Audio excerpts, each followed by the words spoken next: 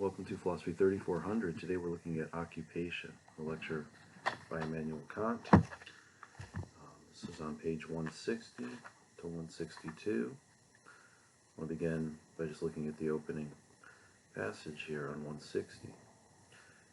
Kant there says, "It is by his activities and not by enjoyment that man feels he is alive. The busier we are, the more we feel that we live and the more conscious we are of life.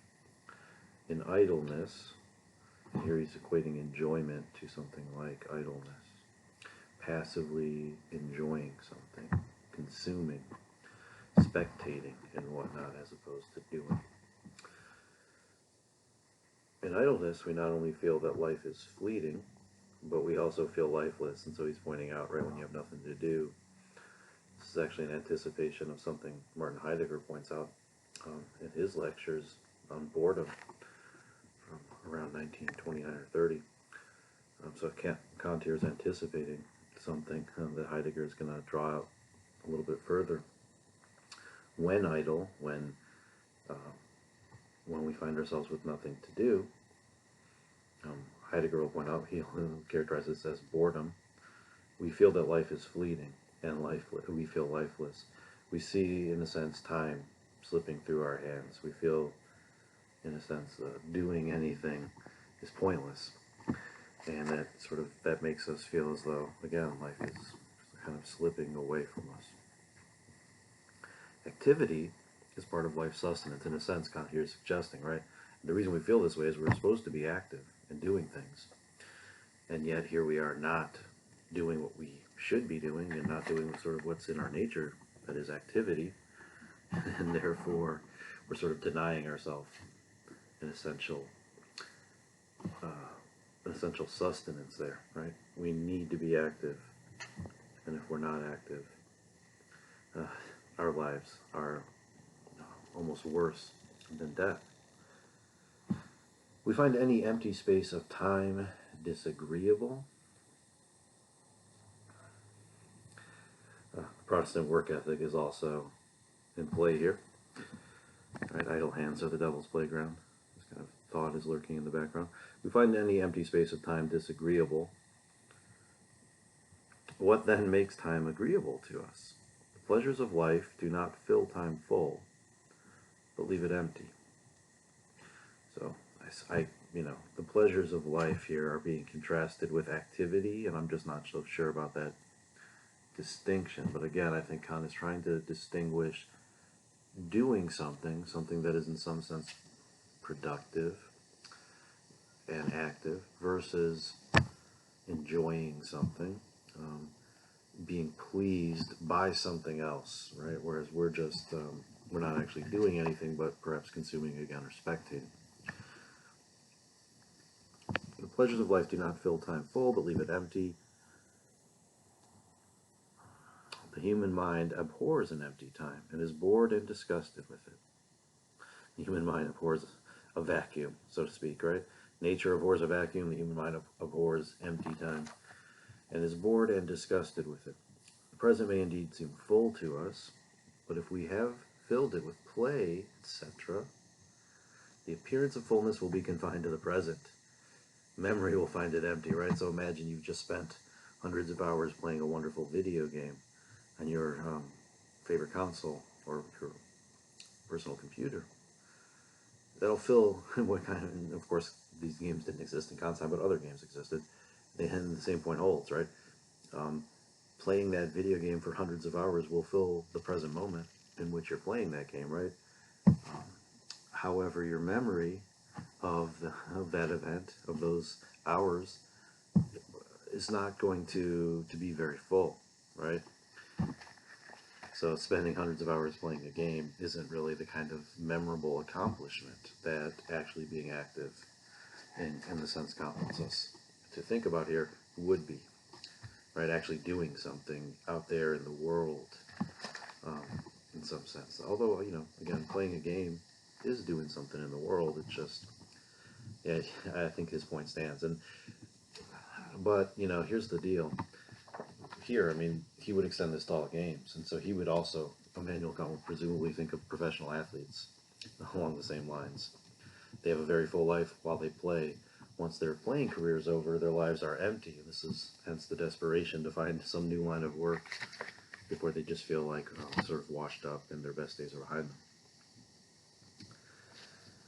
Also, Kant would point out that all these athletic accomplishments, the Pro Bowls, and the All-Star games, and the Super Bowls and the World Series and Hall of Fame, um, would be considered, these accomplishments would be deemed empty once you've transitioned out of that sort of playing career and into a more ordinary life. You look back, and for him, these would all be empty accomplishments once you're no longer playing that game any longer. Right? So in the business world, who cares how many times you were a pro bowler, for example, and gradually you'll not care either to the extent that you're no longer really in that world of the game playing. If we have done nothing in life except waste our time, and we review in retrospect the span of our life, we are puzzled to know how it has passed so quickly. If you haven't had this thought yet, it will come to you with time and age. They're puzzled to know, right? We want to know what happened to those days, those years, what happened to the best parts of our life. We have done so little in it. Time can be filled up only by action. Only when occupied in doing something productive and meaningful are we conscious that we live. So I think this is, an interesting point here. When we think about ethics, I think what Kant is getting at is, and this is a point of agreement between Kant and Aristotle, ethics requires us to act, right? Even if Kant's not going to equate ethics and moral philosophy with happiness the way Aristotle does, they both agree, right, that to live an ethical life is to live a life of activity, and both of them are concerned with how that activity relates to things such as rest, idleness, and playing games. So, hence this lecture here about what it means to spend your time meaningfully and with genuine purpose versus the times in your life that are not spent doing something meaningful and important, but instead will be characterized by inactivity in some sense, or by activities that don't seem serious and lofty enough to constitute ethical action. So the question becomes, what are the relations between the more meaningful kinds of activity and the periods of rest and relaxation and play? Okay. The more active he is, Kant goes on, the more conscious a man is of his life. He can remember it the more because there is much to remember. And at death he feels the more, the more that he has had fullness of life. So get out there and do things is the advice here. Otherwise you will regret it later. Sure, regret. To have had one's fill of life is not to be weary of it. Mere enjoyment leads to weariness of life. So, and by mere enjoyment here, one thing Kant certainly has in mind is a life devoted to sensuous pleasure. Right? Drinking, eating, sexual activity, etc. Mere and sort of games and spectacles, gossips and rumors, and the enjoyment of that. Mere enjoyment leads to weariness of life, but to die, having had fullness of life, is possible only after a life of action, and after we have made such full and busy use of our life that at its end we are not sorry that we have lived, that we've done something, we've done things, and we can be satisfied with what we've done. He who has so lived has had fullness of life. He who has done nothing, or little of value, grows weary of life. He does not seem to have lived. He is bored and would fain begin to live when it is time to die. There's nothing sadder than that, right? This idea towards the end of your life that you've wasted precious opportunities, and now there's a desperation to sort of live while you still have a chance. There's a documentary right now about the villages in Florida. That would be a good place, I think, to turn for what this might look like, right? People facing sort of their retirement years, realizing that maybe they spent most of their time in a kind of rat race, pursuing wealth and career opportunities, and neglecting more meaningful activities they may have wanted to spend more time doing, right? And so towards the end of their life, then maybe their last 5 or 10 years, there's a kind of desperate effort to sort of finally live the life you wanted to live all along before it's too late. And there's a kind of, something very interesting about that, but also something pathetic and misguided there. Okay, so what does this then lead Kant to conclude here and advise us? He says we must fill out our span of life with activities, and we shall not then complain that while each period of time has been long, when we look upon the past, the time as a whole has been all too short. This is the lament of people who do nothing, right? So I guess the point here is, if you don't strike while the iron's hot, if you don't take advantage of the opportunities while you're in your prime, so to speak, there won't be time later to fix that.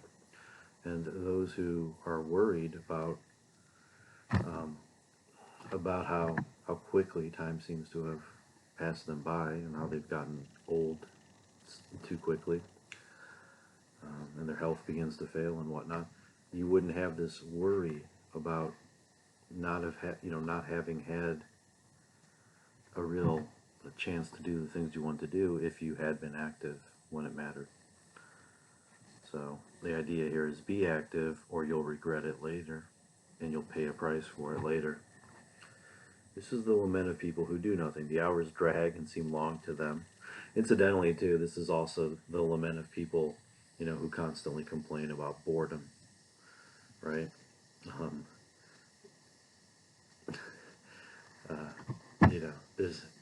There's something really sad and pathetic about the constant complaint that there's nothing to do. I think one thing Kant's advising us and suggesting here is, that kind of complaint only happens when people have already, for one reason or another, ceased to be active. So students in a classroom will sometimes complain. The class is boring. The professor is boring. Kant would point out, well, that's only true because you're sitting there like a log, inactive, passively attempting to consume or spectate.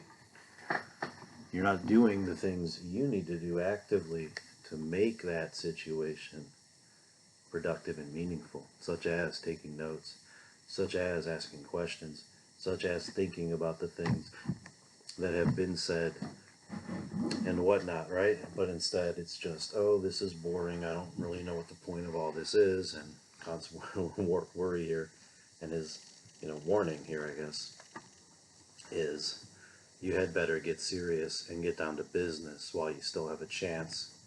If you think things are boring now, you're going to be filled with regrets. It's going to be much worse when you're older, when you wish you could go back in time and do things a little differently. You've been warned, Kant would say, right? So be careful. So the lament of people who do nothing, right? Everything's boring. It's not exciting enough. The hours drag and seem long to them because they have nothing to do. But in retrospect, time seems to have fled, and they do not know what has become of it. Not so with the busy man. For him, the hours are short and pass all too quickly. While he's occupied, he wonders how they have passed, until he looks back and sees how much he has managed to do in the time. A wonderful thing about this kind of activity is you lose sense of time. All sense of time. You seem to exist almost in eternity. It's a mystical experience, frankly, and it's incredible. And it's also, I think, that experience of sort of timelessness, losing yourself in some activity to where it becomes almost impossible to keep track of time. That's a sign you're doing something right. And you will not be filled with regret later. Instead, you will feel as though you lived a long, full, and very productive life. So, man, Kant goes on to write, must therefore by constant practice preserve his life force, that is, his energies. His worth must be measured by what he does. Laziness reduces the degree of life. Okay, so life is a matter of doing things. If you're bored, get busy. Simple enough. All occupation is either play or work. Kant goes on to right here on 161 in the middle of the page, right? So here, these are two classifications. These are Kant is saying exhaustively, right? Anytime we're doing something actively and are occupied, what we're doing is either play or work. To have no occupation is a vice. Idleness here is being equated with vice, laziness. Um, I just want to point out, I do not agree with Kant on this point. I think it's perfectly fine to be idle in many situations. In fact, it's actually the morally obligatory thing in some situations to not do something that would be bad to do. Right? Socrates in the Apology famously refuses to carry out the orders of corrupt authorities, or and doesn't do what he's told to do, and that's how he actually preserves the moral integrity of his character. So there can be plenty of situations where not doing something is preferable to doing it if the doing of something, right, is tedious, meaningless, degrading, or immoral, criminal even. All occupation is either play or work, though. To have no occupation is a vice for Kant, for Christian tradition in general. Idle hands are the devil's playground. It is better to be occupied, Kant writes, in play than not to be occupied at all, for by play we at least sustain our energies. So here he's trying to carve out a space for a kind of reputable form of play. It's better to be occupied in play than to be doing nothing at all. Because at least then, right, we are staying busy, staying active in some sense, and as he puts it, sustaining our energies, using our intelligence, trying to be creative in some ways, etc. So I think there, this is the proper place for play. It's there to help us sustain our energies, right? It's there to sort of give us recreation and refreshment in a sense. On the bottom of page 161, I want to look at this concluding passage here, where he's going to distinguish rest from idleness. There is something, he says, to be said for a life of rest if it comes at the end of an active life. Right? When a man has laid down the duties of his station, that is, in other words, when we've retired after a busy life, he has the right to rest from the general labors of the world and from the common routine. There is no reason why he should not find private occupation. So in other words, a very active person who's lived an active life and is retiring has the right to rest, but not the right to be idle. And Kant himself, I don't think either rested or was idle, right? He's perhaps the most active senior citizen in the history of philosophy.